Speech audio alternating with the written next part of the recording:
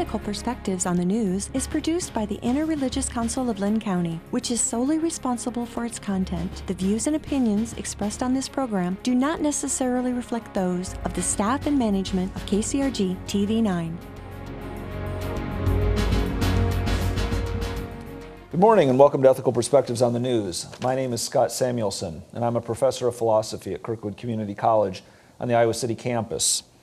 After decades of politicians getting tough on crime and waging the war on drugs, now both Democrats and Republicans are changing their tunes a bit.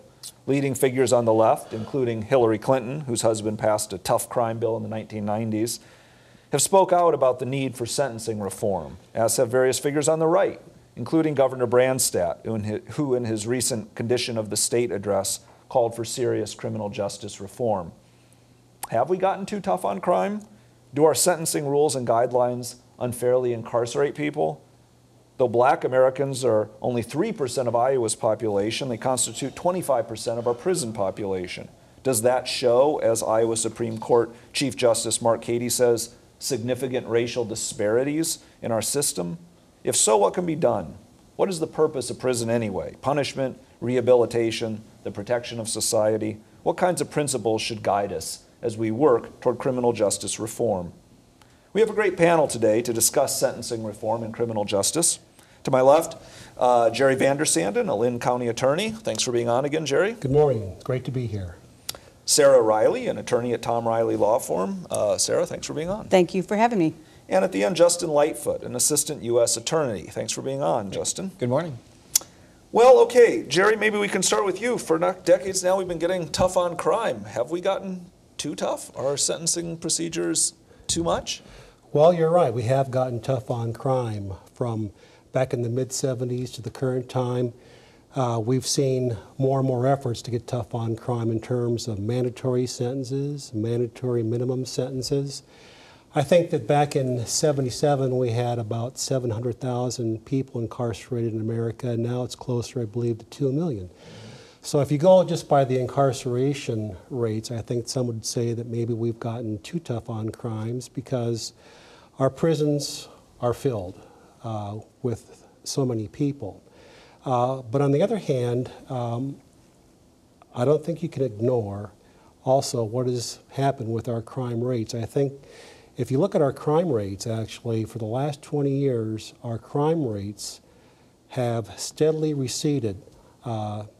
And it's debatable, I think, about what you would attribute that to. Some would attribute our lower crime rates to our get tough measures on crime. Some would say that we've gone too far. And I think it's a good debate to have. There's no doubt that not just at the federal level, but at the state levels as well, the American criminal justice system is coming under scrutiny. And I think that's it's a good measure, because we never want to get complacent in the way that we administer justice in America. The justice system is too far an important institution to be complacent without always striving for ways to improve it. Mm-hmm. Okay, well, let's get Sara in on this conversation. Do we lock up too many people that is good for our country? Well, if you look at each individual person, you might say, well, no, this person deserved to be locked up and this person did. But clearly, I think especially with the drug war, and not that we should, I'm not saying, okay, let's legalize all drugs, but there are a lot of people who have a problem with drugs, and maybe they sold drugs because they had a problem, or they were just in possession of drugs, and they're, instead of being in a treatment facility, they're in Anamosa or Fort Madison or someplace, and it costs a lot more to house them and keep them, and then once they get out, now they're a convicted felon, and it's harder for them to get a job. So do they go back to selling drugs, and do they just land back in there? So I think at least definitely for drugs. I mean, I'm not saying for anyone who assault and violent crimes I have a different view on, but at least for drug crimes, and not everyone who's selling drugs, but at least I think that treatment would be a better option, or at least should be looked at. I know they've had a lot of success with the drug courts that they've used here. Right, and it sounds like Governor Branstad is interested in making some kind of movement on this kind of drug stuff. But let's get Justin in here too.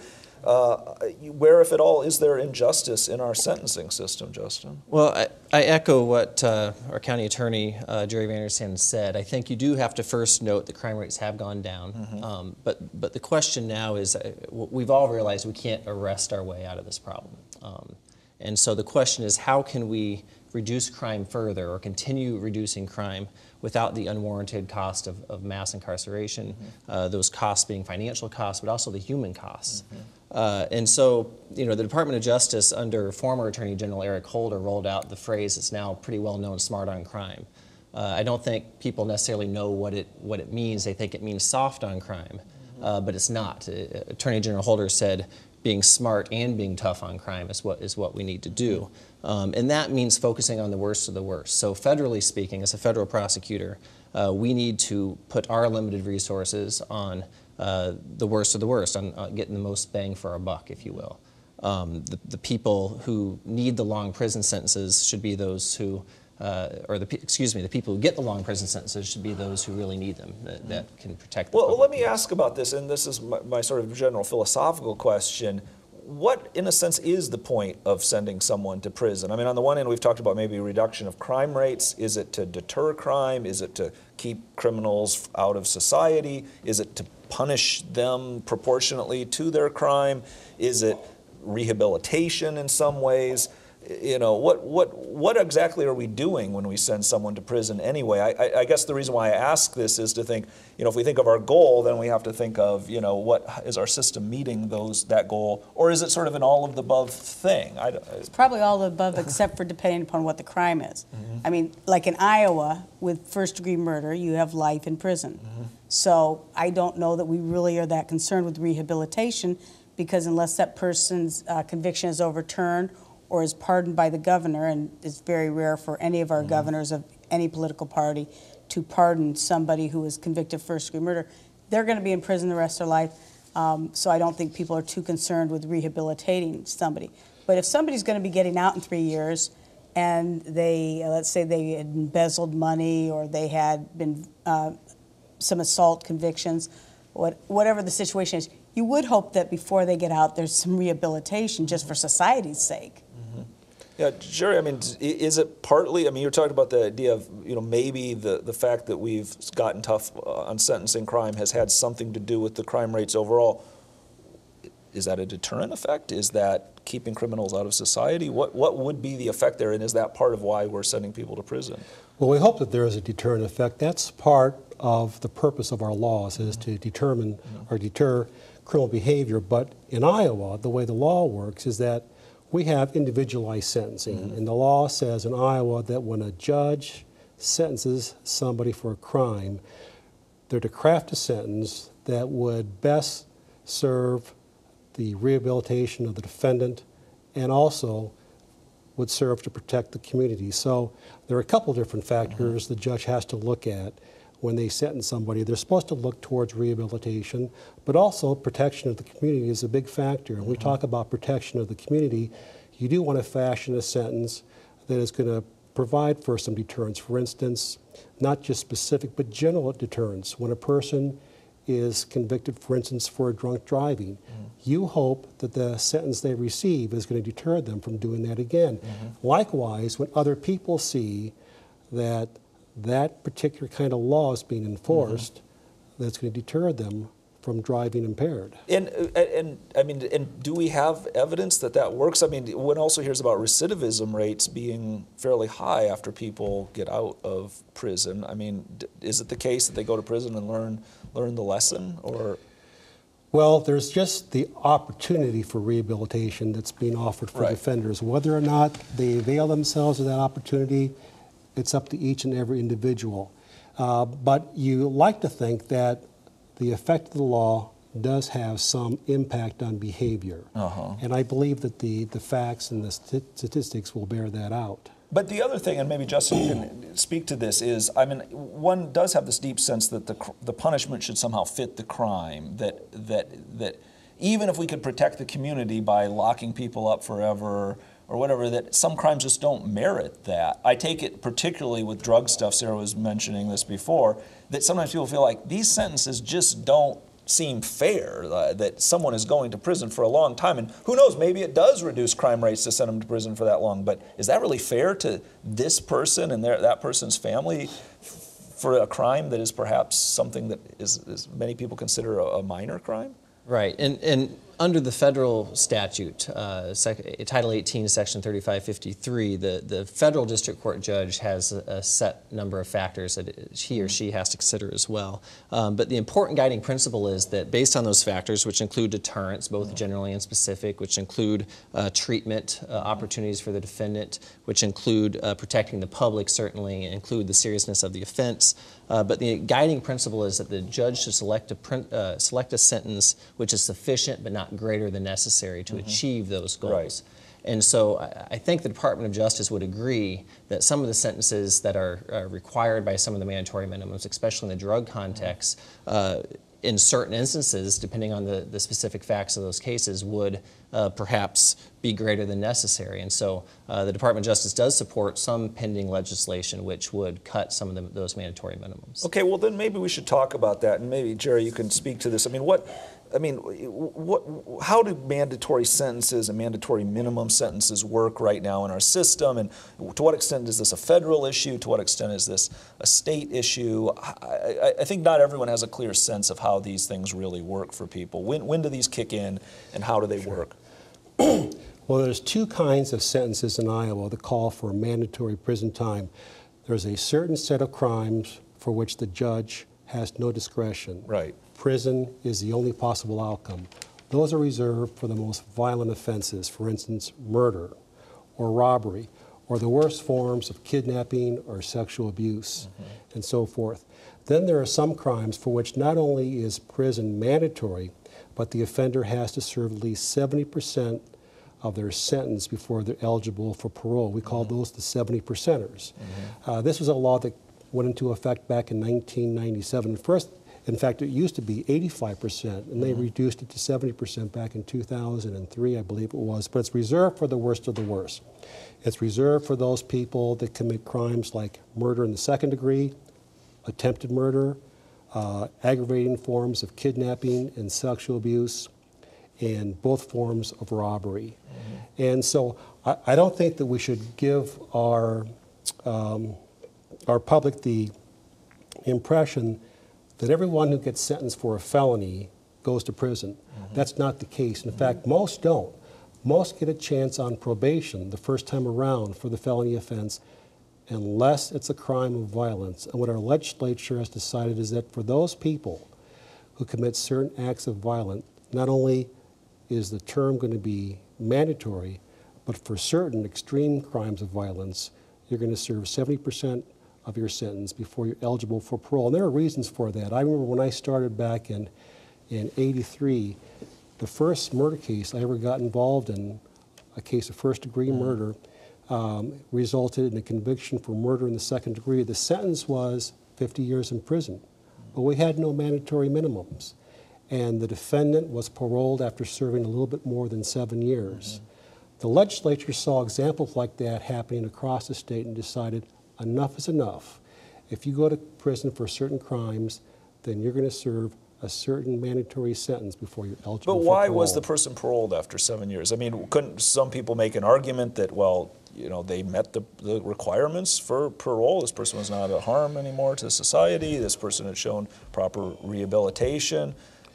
Wasn't it just crowded prisons, really? Or was it crowded prisons? Well, the parole board, I think, is always under a certain amount of pressure to keep the prison population under capacity or at capacity. But I think most people would say that a person that goes to prison for murder on a 50-year sentence should do more than 7 years. But it's strictly up to the parole board at that time. And so sentencing discretion is really taken away from the judge, from the jury, and given to a parole board who's accountable to nobody.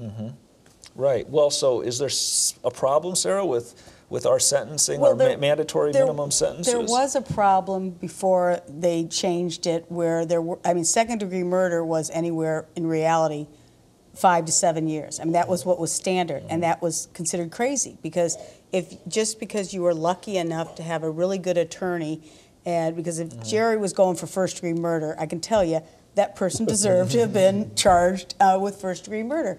And if the attorney, and he probably still remembers who it was, but was good enough to get the guy off on second-degree murder, which is not a minor crime, for that person to only serve 7 years, I'm quite sure that the family of the person who was killed was pretty unhappy when that person got out in 7 years. And my unhappiness or my concern with that type of minimum where you're now serving 70% of second-degree murder, I have no problem with that because there's a death. The problem I have is in the federal system where you have drug crimes where the judge has no discretion. And Mark Bennett, who's a great judge, he's now on senior status, but he was the chief judge in the Northern District of Iowa, and he's written some columns, some opinion columns that have appeared in the Gazette about his concern with the mandatory minimums, and he's sentenced people who he thinks shouldn't be going to jail at all. But they're going to go for 20 years because they had a drug problem, and if they had been charged in the state system for the same crime, they probably wouldn't have gone to jail. And so that's a problem, is to have the bad fortune, and it's nothing against you. You're dealing, you don't have discretion either. I mean, if the person is charged with whatever amount of selling drugs, that sentence says this is the least you can serve no matter what. Yeah, Justin, you want to? Yeah, a few things on that. First, there's significant differences in the federal and state system. There is no parole in the federal system right now. So when someone is sentenced to a period of imprisonment, they serve that entire period, other than about 15% that can get shaved off for good time credit. Second, there are some policies the Department of Justice has adopted in recent years which give us line prosecutors more discretion in alleging the triggers that cause a mandatory minimum to apply. So in drug cases, it's almost exclusively drug quantity right now. So you reach a certain point of drug quantity and a mandatory minimum applies, but that's only if the drug quantity is alleged in the indictment. So there's now a set criteria that the AUSA and the AUSA supervisor go through in each and every case to determine whether to allege the quantity. Similarly, there's some mandatory minimums that apply based on recidivism, recidivist enhancement. So if you've had 3 prior violent felonies, you have a mandatory minimum kick in. And so we have another set of criteria, we'll look at that. So it's not anymore the case that we always have to charge it. And those policies are part of the Smart on Crime initiative that Deputy or Attorney General Holder initiated. But I think there are some reasons why mandatory minimums are important, and I think that's important to understand. One, they offer a certainty of sentence, and for some types of crimes that's important. You need the public to know that if you commit crime A, there will be a sentence of prison of at least 10 years or whatever it is. That certainty can lead to a higher deterrent effect than if you commit crime A, you might be sentenced to 10 years, but you might be sentenced to probation depending on which judge you get. So I think that there is value in that.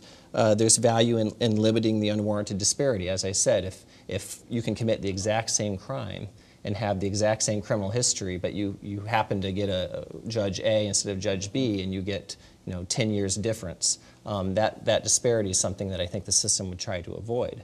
But that's only when mandatory minimums are an appropriate length and for the appropriate type of crime. And so, again, we believe that the lengthy mandatory minimum should apply for the most serious and violent offenders. Well, I guess, the couple problems that I think about, one is that, and Sarah's alluded to this already a bit, that it seems as if part of the beauty of our system is that a judge makes a judgment, that is to say, looks at the specifics of the case and somehow applies what is a kind of set of precedents to a specific case, and that a mandatory minimum sentence ties the hands in some ways of a judge who might say, well, there's so many extenuating circumstances here, so Judge A and Judge B might be giving different sentences, and maybe that is unfair, but it could also be that Judge A and B are giving different sentences for the same crime, but there are all sorts of extenuating circumstances that make up for that, and wouldn't having a little bit of play in our system be a kind of good thing in that regard? And I guess the other thing is that one fears, like with having multiple you know, you've been convicted a few times, and then all of a sudden some mandatory minimum sentence kicks in. I guess if that's appropriate, that's okay. But again, one worries, like in the extreme case of like a 3 strikes you're out, and you get a minor crime, and all of a sudden now you're serving life in prison for something that you know, that just seems disproportionate punishment to what's actually going on. Mm-hmm. Yeah, there was somebody in California, they had stolen something, it was like under $10, but because it was their third offense, it was 3 strikes, you're out. Right, and admittedly, it might not always be so dramatic. Right, right. But nonetheless, it seems like we want, like I said, the punishment not to exceed the crime, and even if you've done 3 crimes, you know, that doesn't necessarily mean you deserve some huge We do long have sentence. habitual offenders in Iowa, but but isn't there also still discretion with the court? Sure, the judges still have discretion even on those who are habitual offenders and have prior felony convictions. But I think it's important to note that not only are judges concerned about fashioning the appropriate sentence to fit the crime, but prosecutors are interested in doing that too.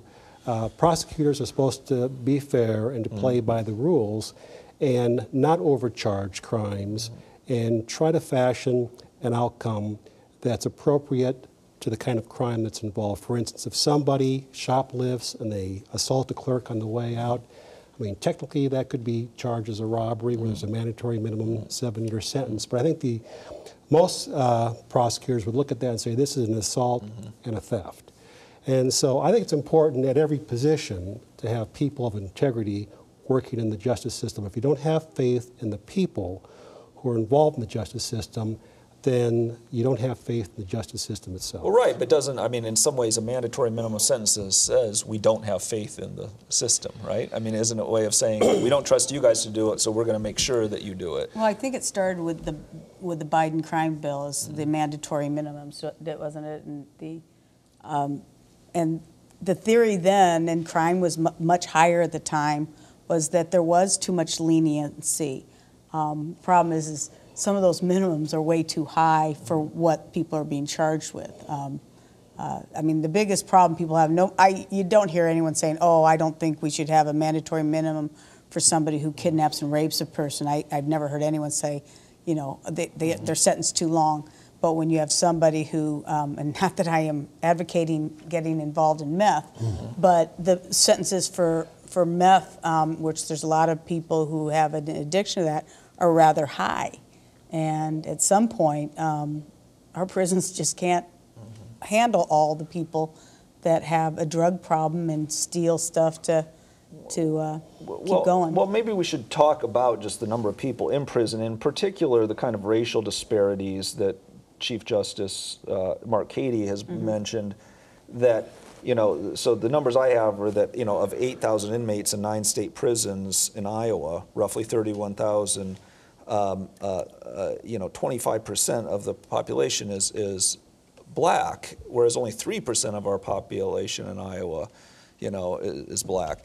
Does that show that there is some kind of disparity? I mean, if the goal of this stuff is to make things equal, is that equal? I mean, is it the case? Well, I think there's going to be a lot of reasons for it. A lot of them aren't good. Some are as simple as who they have for a lawyer. I mean, I'm not going to pretend that so it's a kind of class thing, partly. There can be that. I mean, you know. Right, but it seems like there's a race thing on top of the class. Oh, I'm not saying thing. there's not. They could start from where they're getting arrested. There can be a whole. That's why I said some of the things aren't good, but some of them actually are colorblind. I mean, if you ask somebody who, you know, tell me one person you can think of that got away with murder, most people would say who? O.J. You know, and why did he get away with murder? It wasn't because of the color of skin. It's because he had what was called the dream team. So some of the racial disparity is income-based. Although I have a nephew who is a public defender, and I think the public defenders in Iowa do a great job. So just because you don't have the money for a lawyer. I mean, I don't think that there's some, you know, necessarily conscious thing that people are going after, but it does seem startling. I mean, Justin, doesn't this seem like a problem that needs to be addressed in some ways? Yeah, I looked up the numbers here and brought them with me for the federal system because I wasn't aware. I'd heard about the Iowa numbers. And so according to the Bureau of Prisons website, the African Americans make up approximately 38% of the federal prison population as of, I think that was the end of 2015. That's about 74,000 inmates. Now, comparatively, according to the census, African Americans make up 13.2% of the nationwide population. Right. So there's a similar disparity there. Right. But not as stark, nowhere near as stark as in Iowa. Yeah, and 23 versus I would agree 25. there's a lot of issues contributing to this. I don't think it's just the criminal justice system. I think there's some crime is prompted by social or economic inequality. And so I think as a society or community, we have to look at it from all angles and not just the criminal justice system, but all angles as to how we can help this. Now, as far as what the criminal justice system can do, I think one way we can take a step towards correcting this is actually focusing on offender reentry. So reentry focuses on when people get out of prison, are they going to recidivate and come right back into prison, or can we help them stay out and live law-abiding lives? I mean, 74,000 African Americans in federal prison right now. Almost all of them, along with almost all the other inmates, are coming home at some time. They're all going to be released, or almost all of them will be released at some point in time. And due to difficulty finding jobs or lack of community support, they have a hard time getting on their feet. And so if we're going to end this cycle and not send them back to prison and contribute to this disparity even more, we have to help with the reentry. Well, what about, Jerry, the sentencing piece of this? Does that play a role in increasing the number of Black Americans in prison? I mean, I guess the worry would be particularly with drug stuff, that all of a sudden the drug war gets waged predominantly in Black communities, and then all of a sudden they're paying this huge price that has been brought on by getting tough on crime in the way that we have. Well, I think it's a fair question. I think the question we have to ask is this: are any of our laws that we have in the books unfairly targeting minorities? If that's the case, then those laws need to be changed. But at least at the state level, in the state of Iowa, I don't believe there are any laws that unfairly target any segment of the population. I believe that's true at the federal level as well. Many will point to the disparity in treatment of drug traffickers with regard to the difference between crack cocaine and powder cocaine. But some of these people have a very short memory. Many might remember back in the late 80s and the early 90s when crack cocaine was tearing up the inner city, and people wanted response to that problem to because crack down. That was part of Clinton's stuff and everything in the 90s too. And there were turf wars going on and people were dying. And so our legislature crafted these sentences that got tough on people who peddled crack cocaine. And so I don't think there was any kind of insidious intent on our legislators to craft a law that was going to come down on one segment of the population. Right. And But it does seem the effect has been sort of to do that a bit. I mean, even one could be sort of say cynically that part of why Branstad has all of a sudden worried about drug stuff is that it's all of a sudden hitting white communities more in Iowa, and it's like, oh, now we need to back off the sentence. It could be that, and also just with budgetary concerns. You know, at some point you have to build a new prison, or you have to reevaluate how long sentences are and stuff. Right. We only have a few seconds, but do you want to respond to that, Jerry? No, I think it's good to have these kind of discussions about our laws to see if there's any way that we can amend them to make them more fair for everyone, because justice is not supposed to depend on who you are. Justice is supposed to depend on what you do. Right. And the law should apply to all equally. Right. Well, that's maybe a good note to end on. I mean, I think of as a society, we lock people up, and as you said, this is serious business, not just for those who have suffered crimes and who've committed those crimes, but really for all of us in whose name, we are doing this. So I hope that the conversation that we've started is one that you can continue in your homes and communities, and I would really like to thank the panel for a really enlivening discussion. Thank you again. Thanks for having pleasure. me. Thank Okay, thank you, and we'll see you next time on Ethical Perspectives on the News.